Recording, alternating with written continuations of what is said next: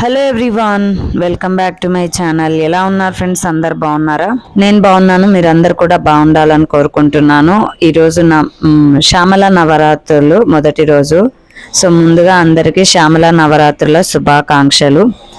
ఈరోజు వచ్చేసి నేను ఒక మంచి వ్లాగ్ అయితే షేర్ చేయబోతున్నాను. సింపుల్గా ఉండేటటువంటి వ్లాగ్.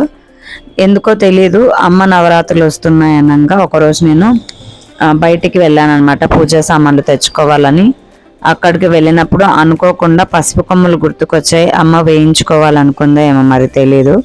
సో అప్పటికప్పుడు అనుకొని పసుపు కొమ్ములు అయితే తెచ్చాను. ఇంతకు ముందుకు అమ్మకి పసుపు కొమ్ములు వేసే అలవాటు, చాలాసార్లు వేశాను కూడా. కానీ ఎట్లా కుట్టానో గుర్తుకులేదు. అప్పటికప్పుడు కుట్టాను, వేశాను.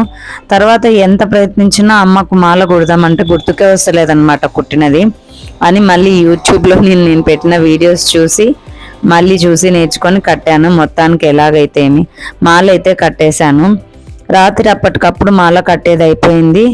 ముగ్గు వేద్దాము అని చెప్పేసి ఇంటి ముందు ముగ్గు వేశాను. మామూలుగా నార్మల్గానే తామర పువ్వు వేశాను. కానీ తెలీదు, తామర పువ్వు వేసిన తర్వాత అనుకోకుండా అమ్మ రంగులు కూడా వేయించుకుంది. అమ్మకి ఎలా చేపించుకోవాలనిపిస్తే అలా చేపించుకుంటుంది. నేనైతే ఒకటే చెప్పాను, నాకైతే ఏం తెలియదమ్మా, నువ్వు ఏ విధంగా అయితే చేపించుకుంటావో ఆ విధంగా అయితే నేను నవరాత్రులు అయితే చేయాలనుకుంటున్నాను అని చెప్పేసి సంకల్పం అయితే చేసుకున్నాను. అనుకోకుండా అమ్మ దండలు కూడా తెప్పించుకోయింది. చూడండి, మందార పువ్వులు నేను ఒక రకంగా అనుకున్నాను, అమ్మకు అలా పెట్టించుకోవాలనిపించలేదో ఏమో మరి.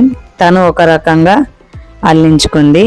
మందార పువ్వుల దగ్గర తన నిర్ణయమే, ముగ్గు దగ్గర తన నిర్ణయమే, ఆఖరికి అమ్మకు పెట్టించుకునే బొట్టు దగ్గర కూడా తన నిర్ణయంగానే పెట్టించుకుంది.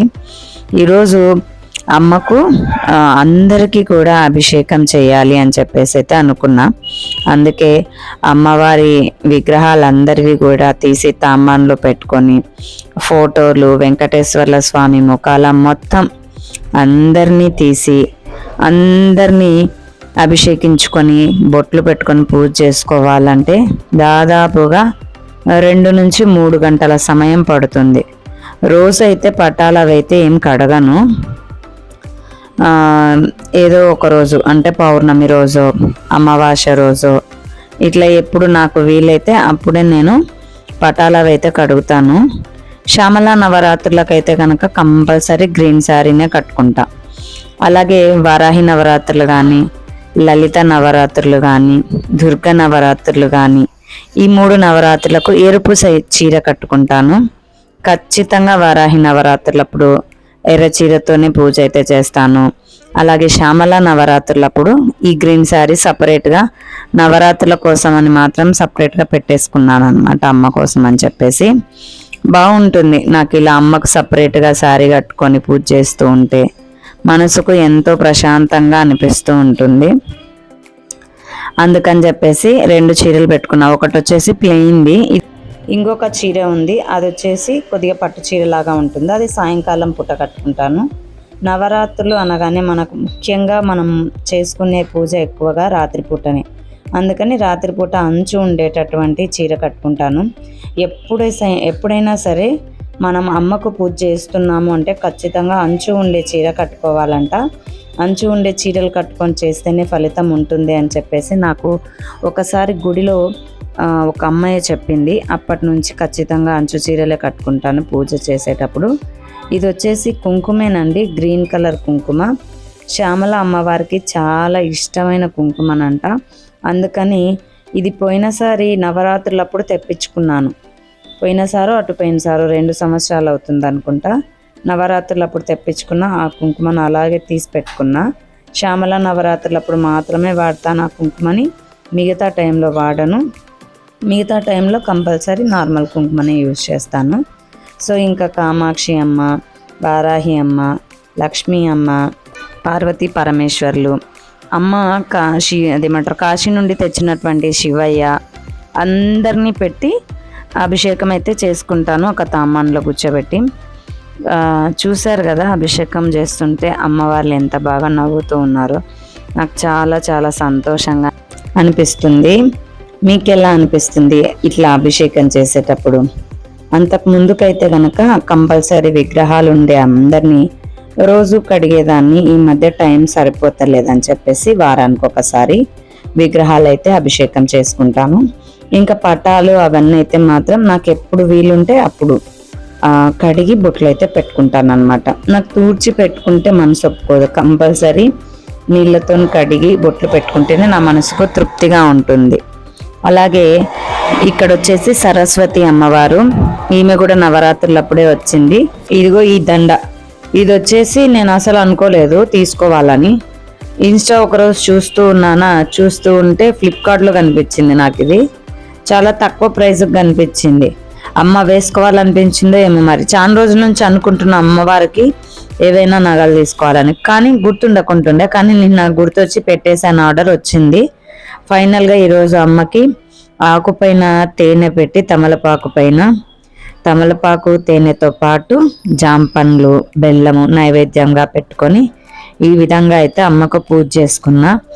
మొత్తం నా పూజ 3కు లేవాలనుకున్నా, కానీ 4కు మెలకు వచ్చింది, 3:15 మెలకు వచ్చింది.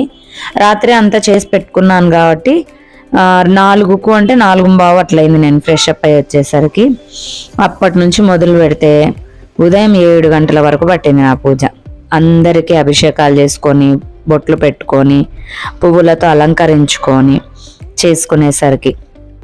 కానీ ఇట్లా పువ్వులతో అలంకరణ చేసి బొట్లు పెట్టి ధూపం వేస్తూ అమ్మని చూసుకుంటే ఆ సంతోషమే వేరుగా ఉంటుంది. అసలు పూజ చేస్తూ ఉన్నానా, ఇంకా బయట న్యూట్రిషన్ సెంటర్లోకి కస్టమర్లు అయితే వచ్చినారు, కానీ వెళ్దామంటే వెళ్ళబుద్ధి అవుతలేదు. అమ్మని వదిలిపెట్టి వెళ్ళాలనిపించట్లేదు. అదే నేను మీతో ఇప్పుడు చెప్తూ ఉన్నాను అనమాట. చూస్తూనే ఉన్నాను అమ్మని. అమ్మకు నా దిష్టి ఎక్కడ తగులుతుందో ఏమో అని చెప్పేసి అనుకుంటూ ఉన్నా. ఇంతలోపే న్యూట్రిషన్ సెంటర్లోకి వచ్చిన వాళ్ళు లోపలికి వచ్చారనమాట అమ్మవారిని చూడడానికని. తన పేరు అమ్మమ్మ, పేరే అమ్మమ్మ. అమ్మని చూడడానికి అని చెప్పేసి లోపలికి వచ్చినారనమాట. అమ్మ ఎంత బాగా చేసినావమ్మ పూజ అని చెప్పేసి నమస్కరించుకుంటుంది. నమస్కారం చేస్తుంది అనుకుంటున్నాం మేము. అంతలోపే తనలోకి ఒళ్ళులోకి అమ్మవారు వచ్చేసారనమాట. రేణుకా ఎల్లమ్మ తల్లి వస్తారంట తన ఒళ్ళులోకి, మాకు తెలీదు. మొక్కుతూనే సడన్గా పడిపోవడానికి పోయిందనమాట. అని ఆ మేడం నేను పట్టుకుంటానులేమ్మా అని చెప్పేసి తను పట్టుకుంది. ఏమ్మా సంతోషమేనా, ఎలా ఉంది, ఏమైనా తప్పు చేశానా, ఏమైనా నీకు లోటు చేశానా అని అడిగితే చాలా సంతోషంగా ఉందమ్మా నాకు అని చెప్పేసి చెప్తూ ఉంది. అన్నీ ఏం పెట్టానా అమ్మ, ఏమైనా మర్చిపోయానా అని చెప్పేసి అడిగాను. సంతోషంగా ఉంది, నాకు చాలా సంతోషంగా ఉంది అని చెప్పేసి, నేను ఎప్పుడు నీ వెంటే ఉన్నాను, నువ్వు భయపడకుండా అడుగు ముందుకు వెయ్యి, నీతో నేనున్నాను, నిన్ను కాపాడుకుంటాను అని చెప్పేసి చెప్పింది నాకు ఆ మాట. చాలా సంతోషంగా అనిపించింది. ఎవరికైనా సరే ఏదో ఒక సిచ్యువేషన్లో ఒక్కొక్కసారి మనం చేస్తున్నప్పుడు భయం అనేది వస్తూ ఉంటుంది. అది ఎందుకో తెలీదు, కానీ సడన్గా వస్తూ ఉంటుంది. అలాంటి భయం అనేది ఏది పెట్టుకోకుండా ధైర్యంగా ముందడిగి నేనున్నాను అని చెప్పేసరికి చాలా చాలా సంతోషం అనిపించింది నాకైతే. ఆ తర్వాత పక్కన ఉన్నారు కదా ఆ మేడం, తను కూడా కొన్ని అడిగారనమాట. సో తనకు కూడా చెప్పింది, ఎల్లమ్మ వాంచని పడేశారంట వాళ్ళ ఇంట్లో, నన్ను నిలుపుకో అని చెప్పేసి చెప్తూ ఉందన్నమాట. ఇంకా కూర్చొని ఇక్కడ మళ్ళీ వాళ్ళు అయిపోయిన తర్వాత మాట్లాడుతూ ఉన్నారు. అదే ఎప్పటి నుంచి వస్తుంది ఏంటి అని చెప్పేసి వాళ్ళు మాట్లాడుకుంటున్నారు అనమాట అక్కడ. సో ఇంకా నేను వచ్చేసి ఆ టాపిక్ డైవర్ట్ చేద్దాము అని చెప్పేసి మన నిన్న ప్రోగ్రామ్ జరిగింది నందికొట్కూరులో, అవి వీడియోస్ ఇంకా పెట్టలేదు, పెడతాను. ఆ ప్రోగ్రామ్ గురించి డిస్కషన్ చేయటం స్టార్ట్ చేశాను అనమాట. ఇంకా వాళ్ళు వెళ్ళిన తర్వాత కర్నూలుకు వెళ్ళే పని ఉందని చెప్పేసి బస్ స్టాండ్ వరకు వెళ్ళాను. ఫుల్ బస్సులు ఉన్నాయని చెప్పేసి రిటర్న్ వచ్చేసాను. అమ్మకి ఇష్టం లేదనుకుంటా పొలిమేర దాటించి, అమ్మకి ఇష్టం లేదేమో బస్ స్టాండ్లో జనాలు ఎక్కువ ఉన్నారని చెప్పేసి ఎన్నిక వచ్చేసాను. వచ్చిన తర్వాత అనిపించింది నవరాత్రులు చేస్తున్నందుకు అమ్మకి ఇష్టం లేక పిలిపించిందని. ఇంకా వచ్చి మళ్ళీ అమ్మకు నైవేద్యం చేసి పాలు బెల్లం అన్నం పెట్టాను అనమాట. సో అమ్మ కాడ కూర్చుంటే ఏమి గుర్తుకుండవు. ఇలాగే మనస్ఫూర్తిగా అమ్మకు సేవ చేసుకోవాలన్నది నా కోరిక. బాయ్ అండి.